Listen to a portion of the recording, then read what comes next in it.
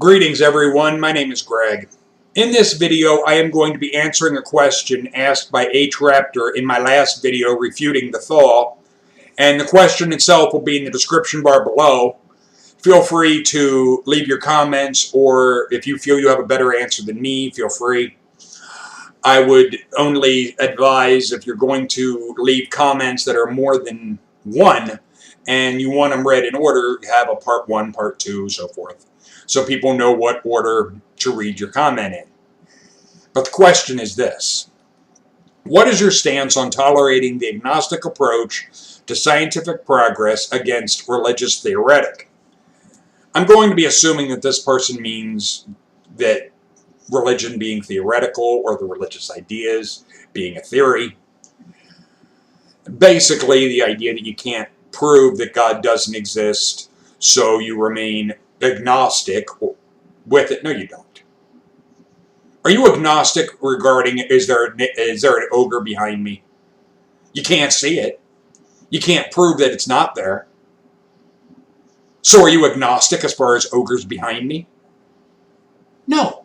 You would say there is no ogre behind you. You do not assume a delusion is true until you can have evidence that it is a delusion. In the description bar will also be a link to the WebMD page on delusional disorder, and I'm only going to read part of this. But delusional disorder, previously called paranoid disorder, is a type of serious mental illness involving psychosis. Psychosis is the inability to tell what is real from what is imagined. The main feature of delusional disorder is the presence of delusions, unshakable beliefs in something untrue. People with delusional disorder experience non-bizarre delusions, which involve situations that could occur in real life, such as being followed, poisoned, deceived, conspired against, or loved from a distance. These delusions usually involve the misinterpretation of perceptions or experiences. In reality, however, the situations are either not true or are highly exaggerated. People with delusional disorder can often continue to socialize and function normally, apart from the subject of their delusion, and generally do not behave in an obviously odd or bizarre manner. This is unlike people with other psychotic disorders who might also have delusions as symptoms of their disorder. In some cases, however, people with delusional disorder might become so preoccupied with their delusions that their lives are disrupted. This is what we're dealing with religious theory. Especially the aspect of unshakable beliefs in something untrue. That is religion. They pride themselves on having faith. Faith is a belief in something to which you cannot prove, or something untrue. Whether or not something exists, whether or not an afterlife exists, whether or not a God exists, it doesn't matter. The idea that a God would care what you or I think is pompous. It is really making it all about you. It is saying one person wanting to tell another person that they believe something, so you have to, or else. It is an iron-fisted, do what I say, think what I tell you, be like me, or else. It is showing that the person making that statement and using a threat, really, in here, they don't believe it. They need your validation to support their idea, because they don't even believe it. Because if they believed it and they were secure with it, what you think wouldn't matter. The idea that there is a God. Think about this. A God, a being that can do anything. That quick. Caring what you think. Who are you to something that can do something like that? That can do magical shit. That could make universes appear. Boom. Who are you? What would your thoughts on it matter? Why would your belief in such or disbelief phase it one way or the other? Are you bothered by the fact that ants don't believe you exist? They don't live their life in servitude and worship of you. You're superior to ants. You could crush them at will. You could set them on fire. The thing is, it doesn't make you good. It doesn't make you loving.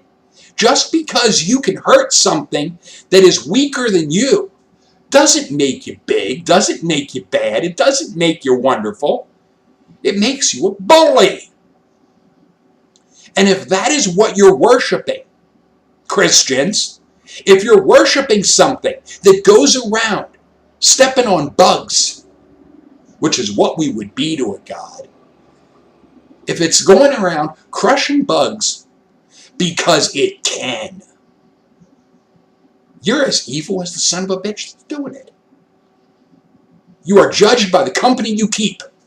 And if the company you're keeping is a delusion of a God that doesn't give a fuck about anyone that doesn't go along with its program, you're as evil as that fictional being.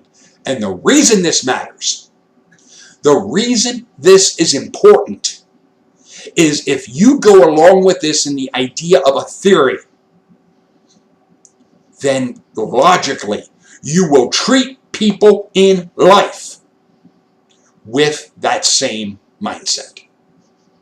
You aren't just like me. You should be tortured. You should be put in jail. You should be put in a concentration camp. You do not matter. And that is exactly what we see with regards to how Christians, some, treat homosexuals. You're not a mirror of me, so you don't deserve to have equal rights. It's obnoxious. And for anyone to go along and say, well, you can't prove that it doesn't. So what? Atheism is not about can you prove it. It's do you believe it? A theist believes in a God. An atheist doesn't believe in a God. Neither are about proof. Science and religion have nothing in common. It is all about belief. Do you believe or don't you believe? The agnostic saying what can be proven, religion can't be.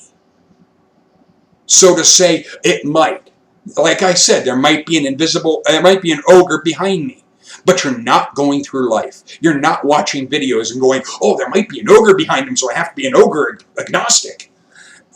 This agnostic thing, it is trying to sidestep. It's trying to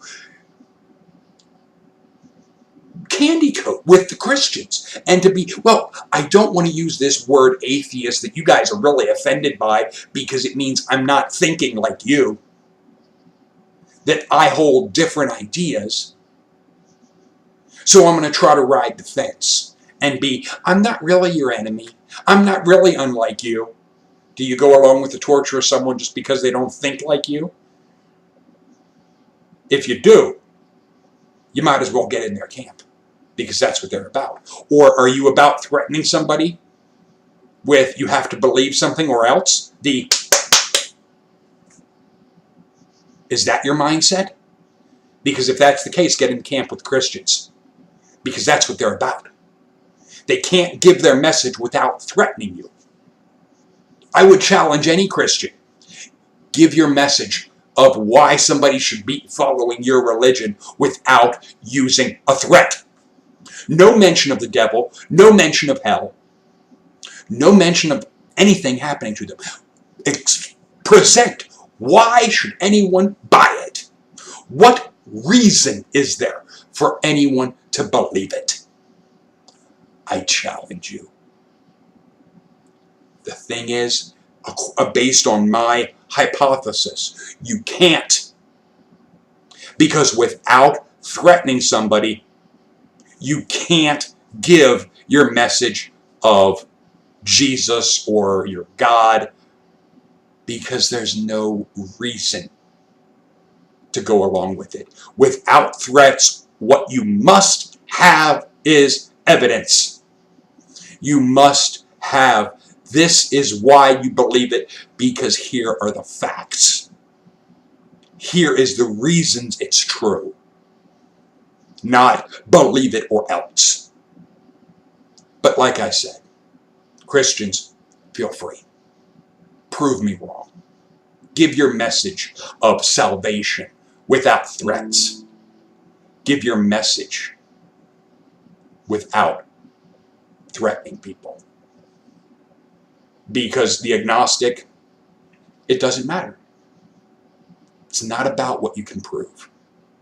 It's about, do you believe it or not? And if you don't believe it, you're an atheist. If you don't believe in a God, you're an atheist. Using the term of agnostic, it's just trying to step on eggshells with Christians, and I refuse. I refuse to let them bully me. If you want to let them bully you, I guess that's saying something, isn't it? This is Greg.